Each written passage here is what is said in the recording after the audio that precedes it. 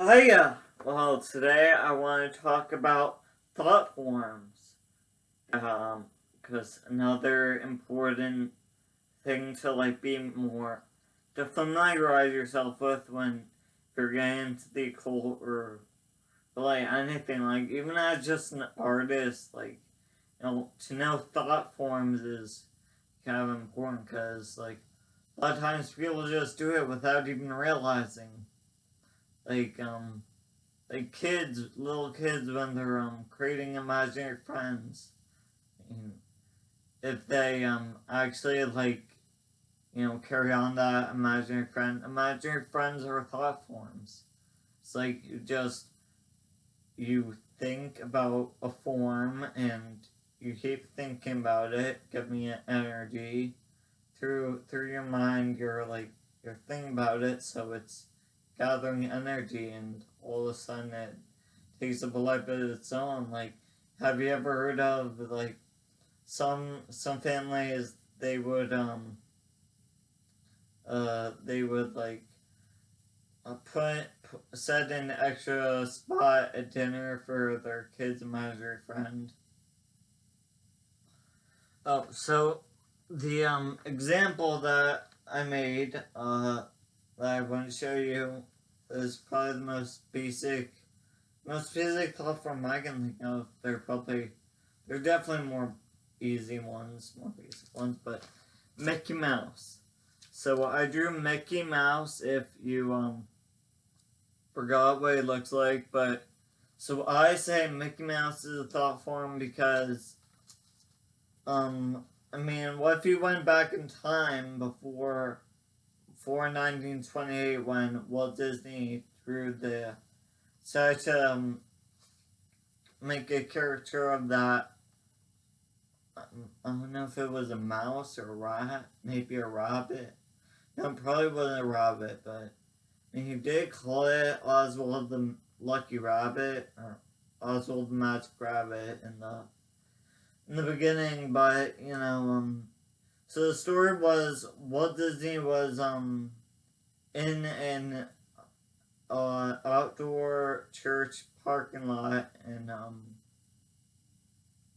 don't know what state he was in, but I think it was maybe Iowa or Kentucky, Illinois, somewhere like that.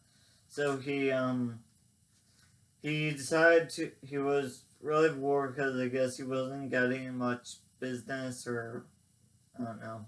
It's like his plans didn't really work out. So he decided to make a character of this mouse that he saw in the church parking lot of the outdoor church. And he so it eventually became Mickey Mouse because first saw the star. I bet it was like I was saying, you go back in time to before then when you drew this, and people wouldn't know people would be like, what the hell's that? What you just draw? What is that? Or, I don't know, if you went back enough far in time, might call you a witch because you just did something that no one understands.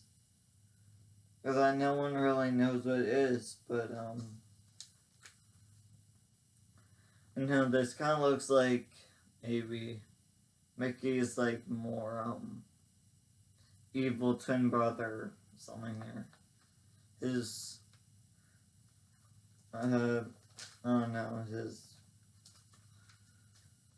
ugly brother or something. So I say Mickey Mouse a thought form because Walt first had the idea, and then no one else knew what Mickey Mouse was when he created it. No one was thinking about a mouse that could talk, or no one was thinking about, I don't know, Disney wasn't a thing. But now through the ages, since he's given it more and more energy because he is drawn it so many times, or he put it into so many different types of animation short films like Fantasia,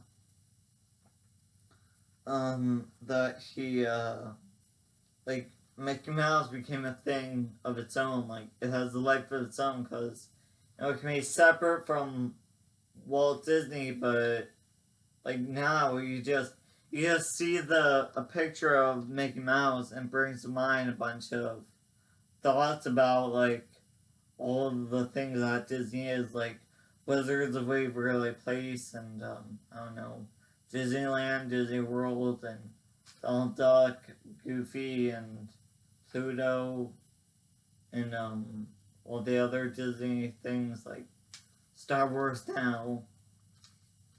Yeah, I don't know why that's kind of I don't like how Disney bought Star Wars, but I guess the producers or directors or whatever, they know what they're doing more than I do because I haven't even read the Star Wars books. I read a series of Unfortunate Event books.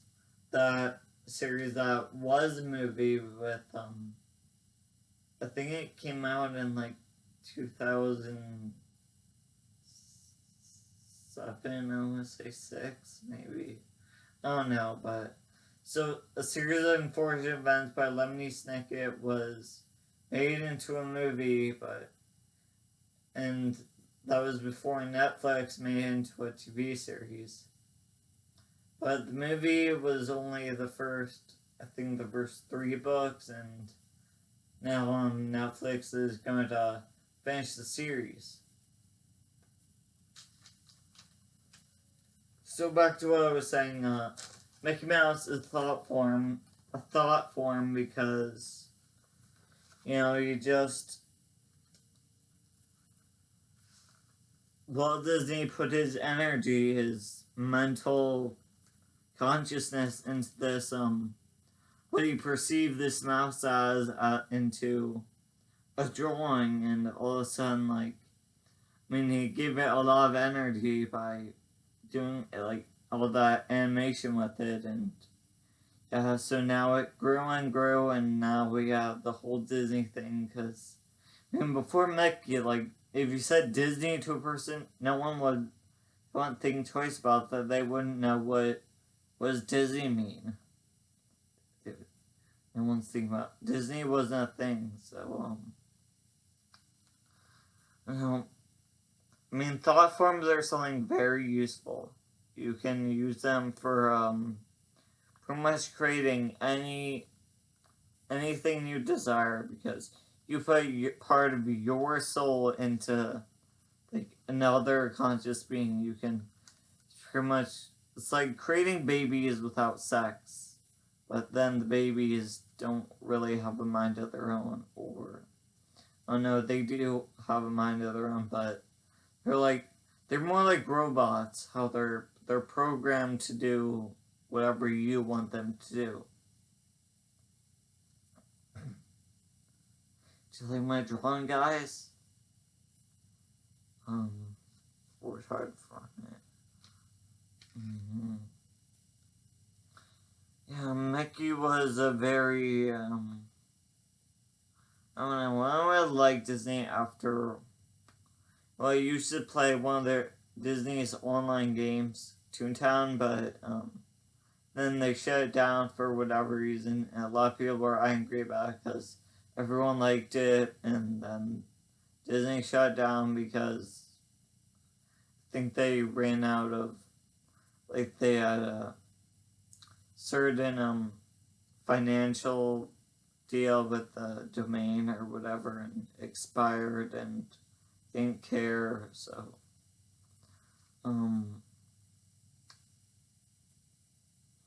I was also gonna say, thinking about Disney, or thinking about Mickey Mouse, how I realized when I had went through the process of drawing him, is that even, I guess, Walt was thinking about a very important thing. Something very important is right in the center of the forehead, or between the eyes, like between the eyebrows. There's obviously something important there, because I guess when he was making the caricature of this mouse, he thought about, okay, I'll make the mouth, I'll make the eyes, but then I guess he figured, oh, I might as well make a dot in the forehead, and then the dots went around, or took the line from the forehead to brown. Like think about Mickey as a dot in his forehead, or I mean that's what the bindi is. Like all the Hindus, or most of them, they do get the red dot in the forehead, and I mean Aang from Last Avatar. I mean he has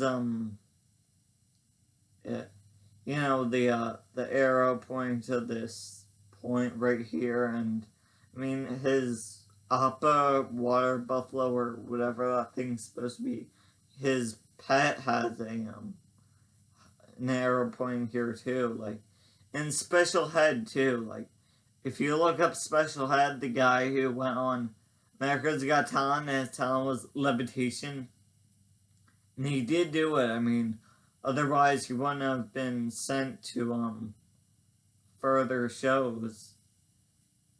I mean, otherwise he wouldn't have gotten yeses if he didn't do it. So he levitated, and his makeup is for every show is like, I think he has like an eye right here or something.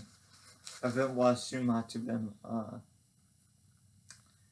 mean, the forehead, what else? What other parts? I mean, also in Kundalini Yoga, they say, always, you want your attention to sort of be in and upwards. So we're kind of talking about this point, like that's why I do Heaven's Bridge all the time. And Heaven's Bridge, if you didn't hear, it's just the tongue. Like, you take this muscle and you, the tongue against the soft palate on the roof of your mouth. Tongue mudra, it's called. It's also called Kasari mudra. It's supposed to activate the pineal gland. I mean, also when, like when you get brain freeze from eating ice cream, they say you should put your tongue there. I wonder, what else can you get brain freeze from besides ice cream? Now that I'm vegan, I don't eat ice cream. So I guess there's vegan ice cream, but it's just junk food. I'm not into junk food. I think that's all I want to talk about. So, thought forms and the thing in the eyes, the third eye right here. Goodbye. Stay creative, stay lucid, stay awesome, stay young. And no, exercise every day. That's how you stay young. That's how I stay young. Like, just do certain exercises every day. Like, not Western exercise. I do Eastern exercise because Eastern is more about like, it's a light exercise. It's moving slowly. It's not trying to see the body as an enemy, but seeing the body as more of an instrument or tool or something. Because you don't want to harm an instrument. They're expensive. Or, it's just in your own self-interest to, like, if you're playing an instrument, don't harm the instrument.